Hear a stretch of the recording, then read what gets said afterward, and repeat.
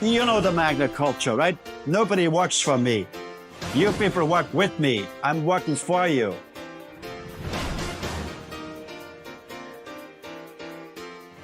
The history of mankind has always been dominated by the golden rule. Here's the gold makes the rule. But I don't want to be dominated by anyone. If I feel that strong, I should not be able to dominate somebody either. Frank, Canadians need to sound the alarm. The economy is in turmoil. We are heading into a dead end. You, my friend, who started a business 70 years ago, have seen the decline steadily of our living standards. When we speak of sounding the alarm, what is the alarm being sounded off for? Well, basically, there's so many signs that the economy is going downhill, right? Just one example. About 50 years ago, when the first computers came on the market, the slogan was, if you get one of those computers, you could eliminate an office floor in an office tower. Now, when I look around in all the cities in the States, in Canada, and Ottawa, Montreal, Quebec City, Toronto, Hamilton, there's 20 times more office buildings. What do they do in there? They don't make any products in there. That's all regulations, regulations, regulations, regulations. We got so many regulators which regulate regulators. So that's the dilemma. You created the Canadian Economic Charter of Rights and Responsibilities. By some accord, people would call that a new and exciting vision for a better Canada tomorrow, starting now. When we look at this new Economic Charter of Rights and Responsibilities, is it true it starts with small business? The backbone of the Canadian economy is small business. Okay, and there's a great record, right? And because everybody wanted to come to Canada about 70, 80, 60 years ago because it had the highest living standard, a lot of freedom, and the economy was functioning great. What I love about the Canadian Economic Charter of Rights and Responsibilities is that it's a future vision you've always held for Canada. You've often said that politicians just think of now and tomorrow, but we have to think beyond politics. We need to think about policy. Why should people sound the alarm and pledge their support for this new charter? Well, I've always said the human charters of rights alone are not sufficient. We have to fortify the human charter of rights with an economic charter of rights. Economic charters of rights will lead to economic democracies, and economic democracies are the basis for democracy itself. Let me put that in a grassroots language, people, maybe that it could be a little easier understood. So when we listen to all politicians agree, and all business people agree, if the economy doesn't work, nothing else will work. If the economy doesn't work, you cannot feed the hungry, you cannot look after the most fragile people, the elderly, the sick, and the handicapped. But we don't talk what drives the economy. The most important subject is the economy. Thinking of the economy, you've often talked about the importance of our freedom. And even in our national anthem, it's the land of the free. But you've often said that if you're not financially free, you're not really a free person. Tell me more about this. Well, if you're not financially free, you're not free at all, right? Okay, to be free is you got to be economically free, right? When I mentioned to be economically free, we gotta mention some standards, right? Or what is it, right? What's the benchmark? Well, the benchmark is, or call it the low benchmark is, when a Canadian woman or Canadian man has worked for 30 years, they should have accumulated enough to own their own house or a condo, might it be a small one, without a mortgage, free, right? And should have at least $300,000 in the bank so they could subsidize their old age pension and choose their own road to happiness for their remaining years. And it's a shame that only a tiny percentage is economically free in Canada. This explains why you created the New Wave Common Sense Business Association, where for those who make the pledge, sound the alarm behind the Canadian Economic Charter of Rights and Responsibilities, the New Wave Common Sense Business Association is where people belong. It's where they join the community. They join the conversation. What made you start this new association? Well, it's you need politicians will only listen to a power block, right? Of where do we get the votes? Okay, so if basically I'm trying to tell small business, you got to band together. When you band together, the politicians will listen to you. Politicians will listen to you when you say to the politician, look, you can't print money totally, always. To get out of the hole, you get deeper in the hole, right? So small business would understand that, right? They would not vote for politicians which do not promise to stop printing monies. Okay, so that's really the key. We gotta So to bring about changes in a society, timing is very important, okay? And so the timing is, actually, the timing is bad for people because if the economy doesn't work or goes back, right, then the fridge is going to be half empty. And there's a lot of mothers now worried, how do I feed my kids next week, right? So that's the timing. And then you need a constituency. That without a constituency, nothing happens. So that's why small business would be a constituency, a great constituency. They step up from the public, right? They have visions. They want to risk. They have dreams. They want to build something, right? To have a better life, or more dignity in life, help the family. So small business is, we have to remind them, look, right now, you're tied up in red tape, okay? Because governments they tax the small business very heavy, right? And but small business doesn't make a lot of profits, right? So entrepreneurs or small business people, they want to grow the small business to big business, right? They can only do that if they hire employees. So the employees will pay an income tax. And small business should not be paying a business tax, because it's reverse. It's totally it's so it does not make sense. So we gotta give small business the freedom to build, to buy more machines, to hire more employees. We gotta give them the freedom. And small business people only take so much out of the business for what the family needs to live, right? So we gotta see that, and we gotta say to small business, look, if you band together, you would not pay a business tax. And secondly, you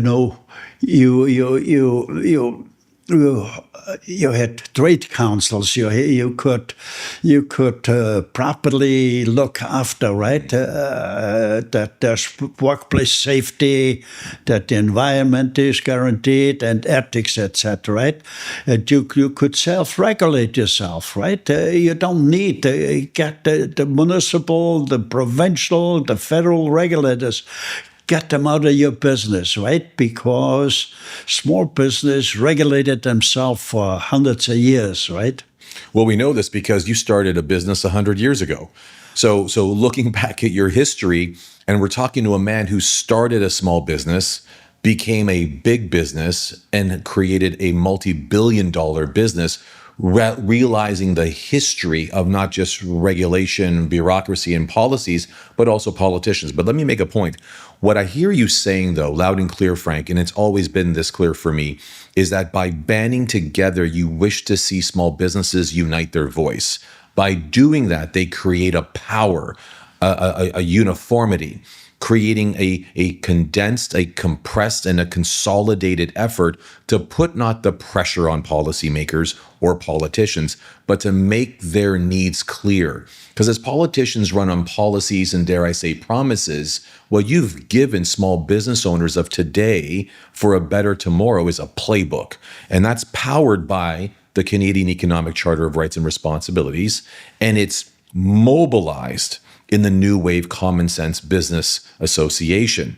From that perspective, if you agree, are we talking about a new Canadian future that's governed and driven more by its citizens rather than just its politicians? Well, basically, the Canadian Economic Charter of Rights is made by the people for the people. It would eliminate poverty, and I believe very strongly that 2/3 of Canadians would be economically free.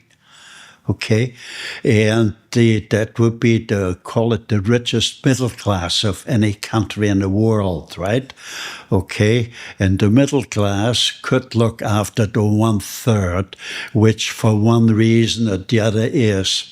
Maybe we should not quickly say this is a lazy bum or whatever, right? Because there's so many things play a role. Kids fall off a tree, right? And they're handicapped for the rest. Or people eat call it chemicals, and there's so many chemicals being used. So there's so many things where people are influenced, right? So we should be very careful before we make quick decisions. But the 2/3 would do so well. They could look after the 1/3 of the people which, for one or other reasons, were maybe unlucky, right, in life, right? And we could bring that unlucky thing down to maybe 5% or 10% because our education doesn't function, right? Our food, what to eat, does not, right? Because people have no idea how many chemicals they eat, right? When you think of the food eaten, now 95% of the food eaten in North America comes from industrial farms. In industrial farms, you see no more eagles fly. Why? There's no more rabbits. There's no more pheasants. We spray so much fungicide, we kill everything, right? I mean, when we look, basically, we boys now teenagers, right? Because when we look at them, they all have allergies. Their stage 2 diabetics is on the rise because there's so many chemicals in our foods now. Well, when we listen to some of the comments people share, the questions that come in, whether we call that fan mail rather, or some of your followers in their comments, a lot of people would ask, but I'm just a small business. I'm only 1 to 5 people. What difference can I make? And this is likely why you created the Stronach Academy for Entrepreneurship. I mean, I'm sitting across from a man who started his ascent on a mountain, if the mountain were the metaphor for success. You started a business like anyone else, not by getting a government grant or a helping hand, but in a time when there were very little rules and regulation that prevented you from being the entrepreneur you ended up being. And you peaked. You summited. You created a multi-billion-dollar industry and a multi-billion-dollar business. But at the Stronach Academy for Entrepreneurship, I feel that the philosophy, if it were the Canadian Economic Charter of Rights and Responsibilities, the path is New Wave Common Sense, the business association, where we band together, we join the conversation, we combine ourselves as one voice, one community. But SAFE, the Stronach Academy for Entrepreneurship, is where we learn. We learn from you, your insights, your history, the things that you got right, the things that you've got wrong. Tell me what inspired you to start the Stronach Academy for Entrepreneurship from your perspective? Well, basically what started that is when I look back in history, right? When I started out, when I arrived in Toronto with $200 and I didn't know anybody, luckily I found a job quite quickly. I'm a tool and die maker by trade, and I started in a small shop with 10 employees, and the owner said to me after a few months, "Frank, you're doing a great job. I want you to be a partner of mine." My chest swelled a bit. I thought that was great. He was a nice man, but he never wrote it down. And I said, "Gee, if he never writes it down that I should be a partner, then maybe he doesn't mean it, right?" But anyway, I looked in the papers and I found a job where I got paid double. And so that was in 1954, right? And 3 years later, I had $5,000 saved up, right? In 1957, $5,000 where, you could buy a small home or a small farm. It was a lot of money, right? But what did I do? I rented a small building, like a three-car garage building, right? The size. And I bought some used machines and I went out hustling and I worked in the factories and I said, "Look, I'm very good at solving problems. If I can't solve them, they don't have to pay me." So obviously I solved problems because after 1 month I hired somebody, after 1 year about 10 people, after 2 years 20. So life is an evolutionary process. You always encounter difficulties or a different set of rules or whatever, right?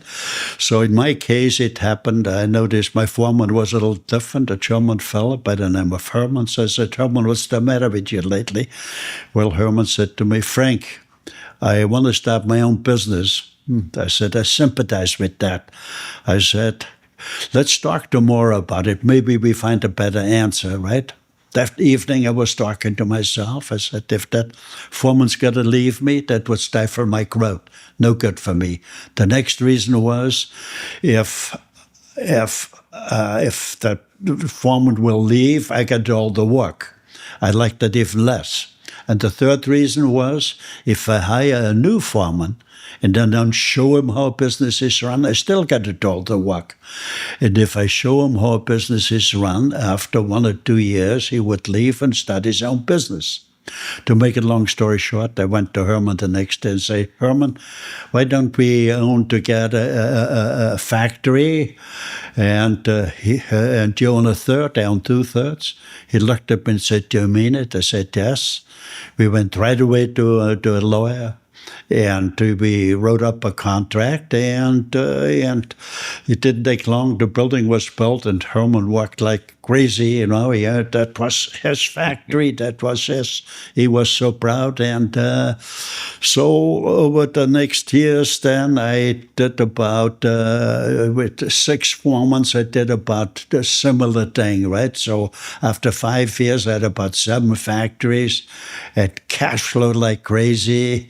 I came philosophical and I said, "Gee, I had the foreman that employed. If I employed the workers, I would even make more monies." Okay, so I converted then the private company to a public company, and I put in an economic charter of rights. Okay, the economic charter of rights, its foremost principle was, what do we do with the profits? So the profits were allocated 20% to the shareholders in the form of a dividend. The workers got 10% of the profits over and above the wages. Management got 6% of the profits. 7% of the profits went to research. Research is the foundation for the future. And 2% went to charity, right? When I put in this economic charter, our profits went up the first year 40%. The second year, 100%. The third year, 200%.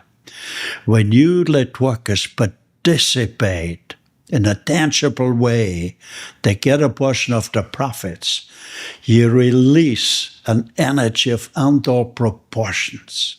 Okay, because the employees are on the front line. They can see and would know how to make things better. They start to think. So that's what this is all about, the economic charter. So I'm not preaching to take away from the rich. I'm preaching we must let workers participate to bake the economic pie. And everybody will get a bigger slice. I want to correct a statement you made. I built a very large business. No, I'm the custodian of hundreds of small businesses because each business was a separate profit center. We could not fire a manager. We could fire a manager only if he breaks the law and if he did not make a profit for 2 years. That's the only, so it was an association of small businesses, and that's why Magnet did so well. You know, Frank, in all the hours we've spent on camera and all the conversations we've been had, I'm so privileged and so proud to be able to have taken firsthand many of your lessons and insights. But that's the first time I heard it in a different way that is just moving, where you were not the catalyst for a great business. You were the custodian of thousands of others. Yes. And so when I see that shift, not just of language, it's not just mere semantics, it's actually a function of philosophy. That's where I see the birth of your responsibility. And I see how you caused and created the greatest shift imaginable in Canadian business, to shift people from being an employee to being a capitalist. Yes. From being just a worker on the line to being a shareholder of the business. And this is exactly why you're not just celebrated as someone who employed many people, but caused and created thousands and thousands of millionaires. I see how this comes full circle. It started with what you call the Canadian Economic Charter of Rights and Responsibilities, which, by the way, was coined as fair enterprise. You felt it was fair in enterprise to have those that worked with you, not for you, but with you, to have a piece of the economic pie. But I see full circle, the CEC with the New Wave Common Sense Business Association, which is our community, and then, of course, with SAFE, being able to provide the education, the insights, and your support and your mentorship, if I dare say, to those who can grow their business in a great Canadian way. What would be your closing statement for people listening to this conversation? What do you want them to do first? Well, we gotta basically, if things don't work in your private life or in your business or in the country, you should know you got a problem. And if you don't know you got a problem, you really got a problem. It seemed to me now, we as Canadians don't know or think we have a problem. We have a very serious problem, okay? And so what's the greatest problem, right? The greatest problem is that governments print monies over and over. The hole gets deeper and deeper. Okay, because there's our debt is now, I believe, close to 2 trillion, right? Okay, so let's just picture now if this is a gigantic mortgage, I've never seen where a bank forgave a loan, right? So it's, so how do we burden our future generation, our future kids with that gigantic mortgage? But it's never too late if we have tangible hope, all right? So we could eliminate that if we would be more productive, right? And we would be more productive if we let employees participate in profit sharing. Then we could come out of the hole. We would be so productive, right? Okay, but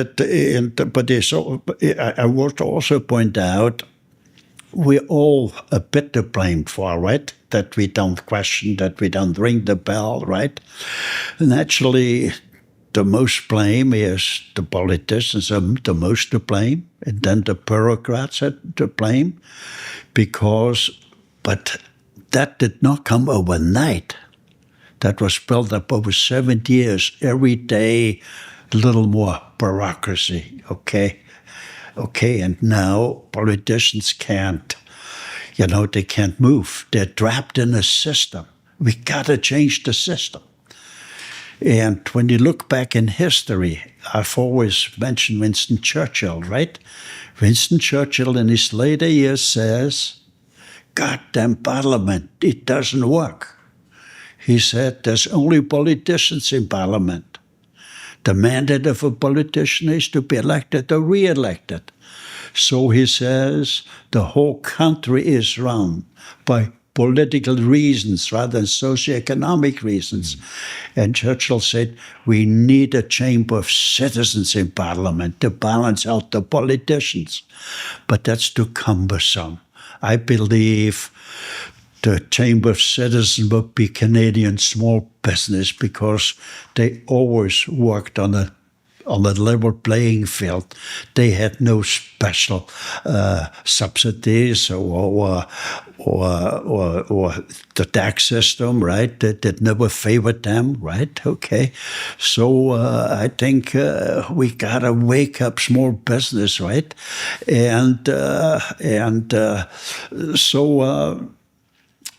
The very key is, I asked for a question, how many bureaucrats does a ministry have now? Do they find that out in the roughly employees? 250 to 300. Is it 200 employees? I think there should be a reference made, okay? Because we gotta reduce the bureaucracy, right? That's our greatest problem at this time. But because we should not totally blame them, right? Okay. So it's got to be, the reduction got to be very civilized, right? And I thought if we lay off bureaucrats, let's say we lay off 60%, okay? And let's say that's done over a 5-year period, right? Where you say to the bureaucrats, look, the only way we can get the country back on, we gotta reduce the bureaucracy. We gotta reduce the regulation. We gotta set small business free, right? So I think, because we got to tell them, look, you, the bureaucrats, you also have kids. And we are not saying you are solely to blame for it. Yes, you have blame. So that all Canadians to a certain degree blame. Politicians maybe mainly to blame, because their job would have been, just a picture now, Canada is a business. And for 70 years, Canada lost monies. What would you say to that manager? Or what would you say to the system if it lose monies for 70 years every year? So we got to change the system. Politicians there has to be a discipline on politicians. So the economic charter, if I repeat it again, the number one principle is Canada needs balanced budgets. Okay, you must have balanced budgets, right? Okay. Number 2 is you must reduce the bureaucrats. And the latest statistics is the United States had Canada had 100 bureaucrats per 1,000 people. The United States had 70 bureaucrats per 1,000 people.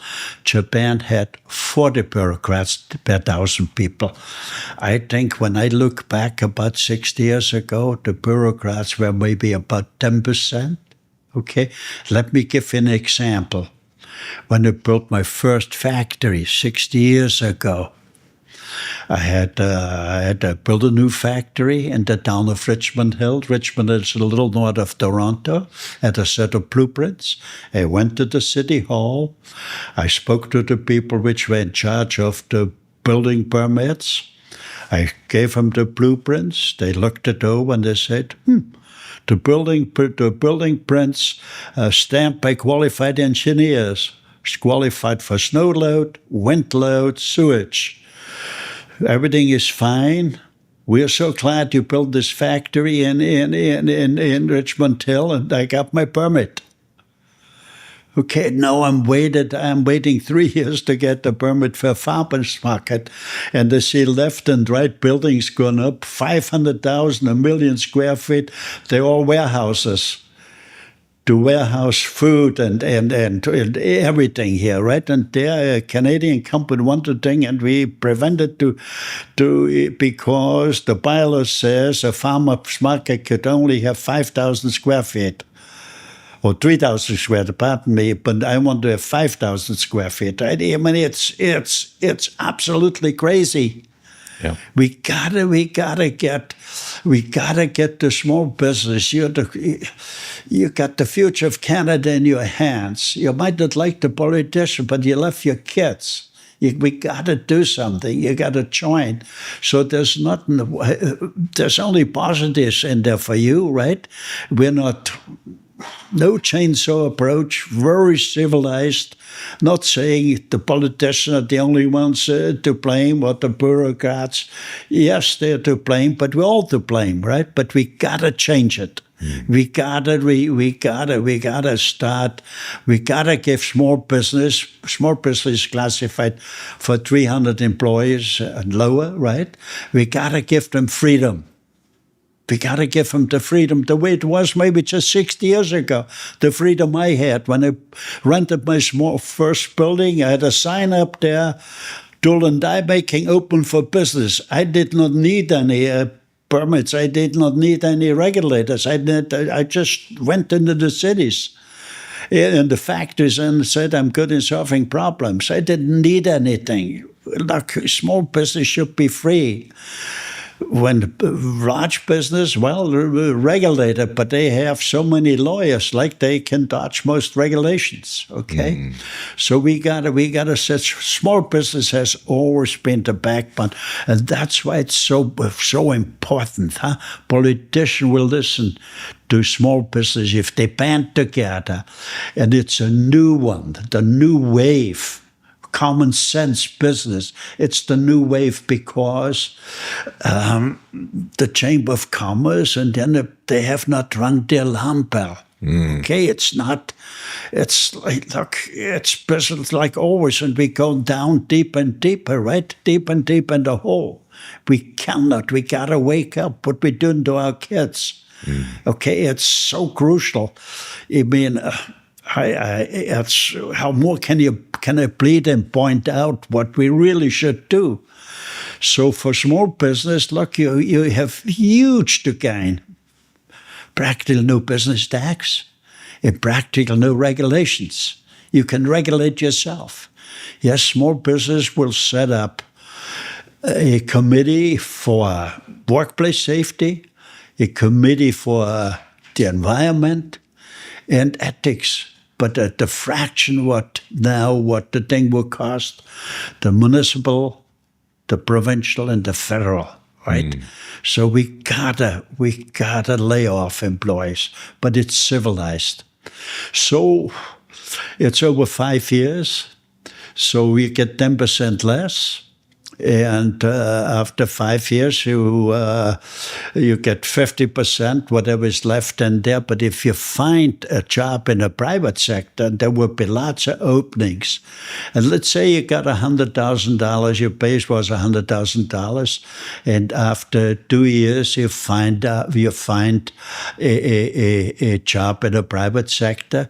That means you have $300,000 still left in there, which you would get paid, right? So,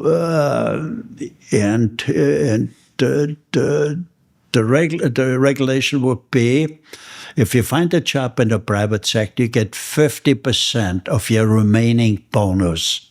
So 50% would be $150,000. What the bureaucrats would get, huh? Okay, I used as an example, and I know the most are higher than $100,000. But it's a civilized system. But we cannot go on to have so many things. You cannot do this, you cannot do that.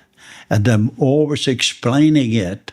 If a family has kids, they're always worried and they want to, But the one thing they don't do, they don't lock them up in a rubberized room to make sure they don't get hurt. But yes, families tell their kids, don't climb up the tree, don't go swimming in shark-infested waters where alligators are. Be careful here and there, right? Unfortunately, things happen at times, right? Okay, and sometimes we don't know why. Why does a kid fall down? Why does a kid an innocent? But we do not totally understand the universe. Okay, so but you must let the kids out. You must let them grow up, right? Okay, Yeah. so we must set small business free. Okay, because without free enterprise, there can be no free society. And free enterprise is the foundation for the capitalistic system. We do not want to destroy the capitalistic system. We want to harness the capitalistic system. Over 300 employees, businesses need to be harnessed. You got to share the profits with the employees. Below 300, business owners don't need any rules or any regular or advice from governments. They know what they need. They know if they got good employees, they got to pay more than some which are not that good, right? Okay, so that's the way businesses grow, right? And if you as a business owner, you give a bonus, to the good workers, or you could do a profit sharing system with them, or an equity participation. It's all open, but you make the decision. You, Mr. Small Business, make the decision. And there's got to be a tax system which is black and white. Now I show over and over, I show this tax code with thousands and thousands and thousands of paragraphs. One is more convoluted than the other. The tax code serves special interest groups, the financial elite. They pay, I believe, very little profit, because otherwise you would need hundreds of thousands of tax lawyers, which always find new loopholes. We got to change that. Okay, society cannot function that way. Okay, so I hope I brought forward the reason, the rationale why you, Mr. Small Business, be part of it. Join tomorrow, and I think we have enough signs and where you could the internet and so. Join the thing here. The sooner we have 500,000 or 1,000, the politician will. I think they would be happy because they know it doesn't work. Okay, but their reason to be elected is if the other party gets elected, things would even be worse. So that's the dilemma we're in. We gotta get Canada back on its feet.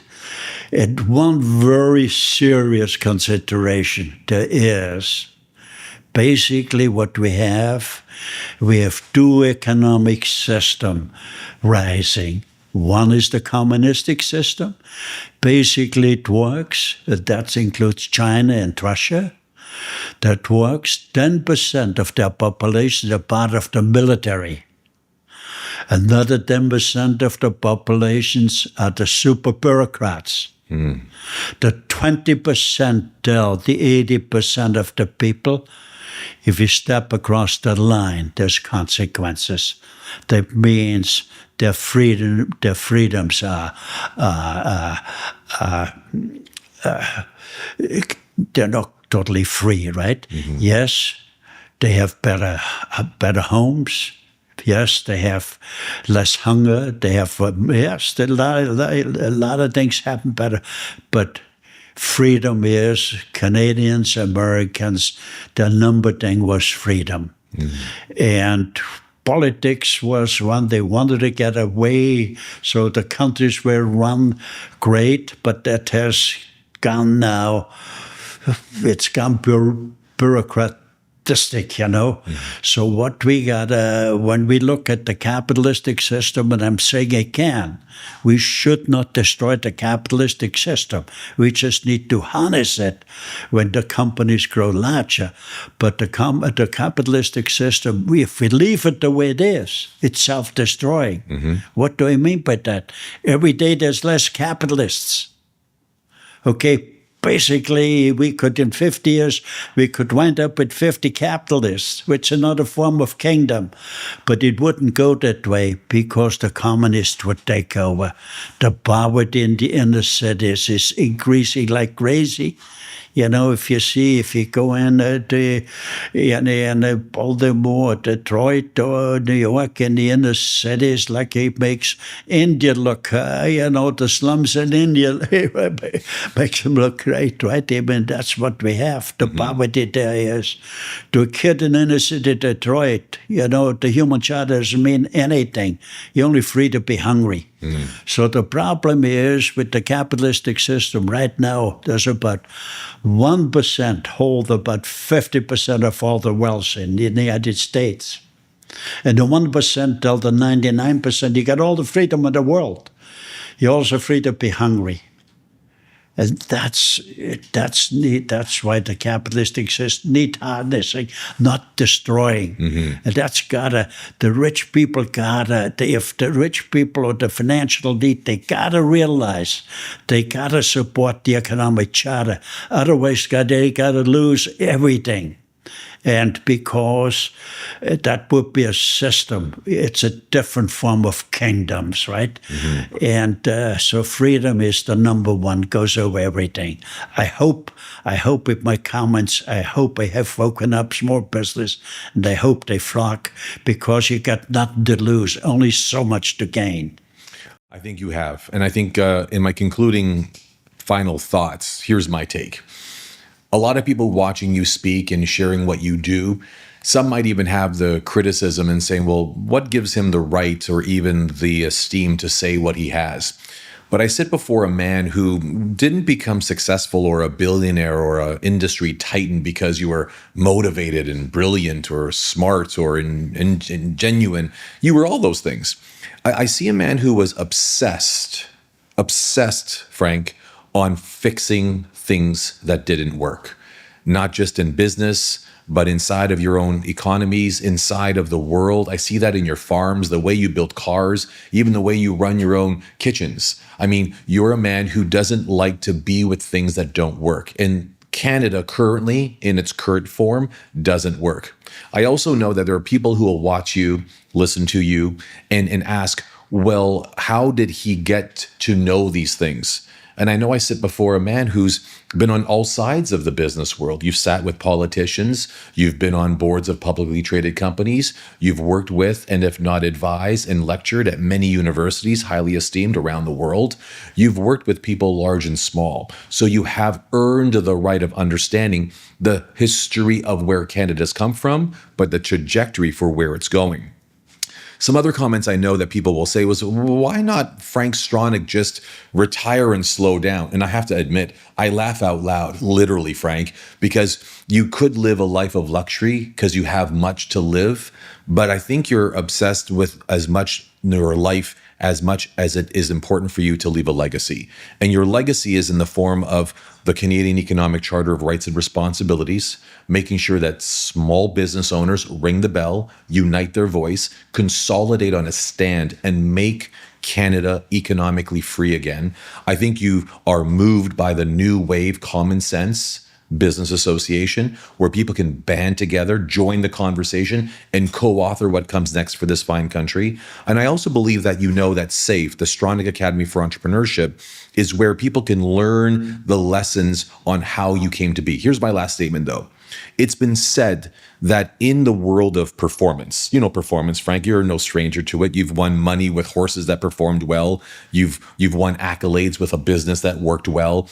You've been rewarded with great merits and badges of honor for understanding high performance, yeah?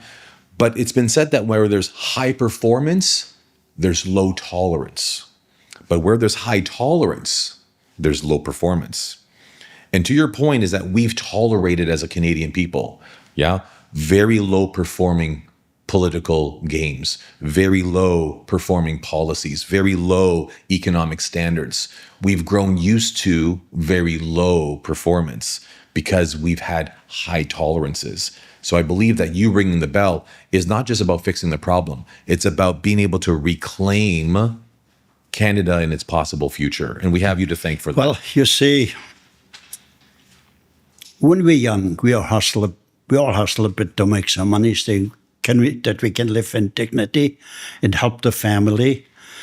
And when you get older, you from time to time you reflect, right? Mm-hmm. And I reflected many times, and I was critical about myself. I said, Frank, you've been so blessed with, I think, with a good mind and good health. And great hair. I know good health. And great hair. Okay. So I've been blessed, and I believe in a higher being, right? I'm not overly religious, but I believe in a higher being for the simple reason when we see the mountains, the oceans, the animals, the flowers, the thing, there's so many things. Yeah. I believe in a higher being, right? And I have a conscience, right? The reason why I'm doing things, what I do, is by a conscience. My conscience will bother me, okay? And so I do because if I don't do the things here, I don't think I would respect myself, okay? So my advice to young people is focus on the day to stay alive. But leave the door open for tomorrow and follow your dreams and be guided by your conscience. Well, on behalf of all Canadians, including the small business owners and the next generation of great leaders, we thank you, Frank, for your stand, your vision, and your tenacity to see this through. Okay. Thank you.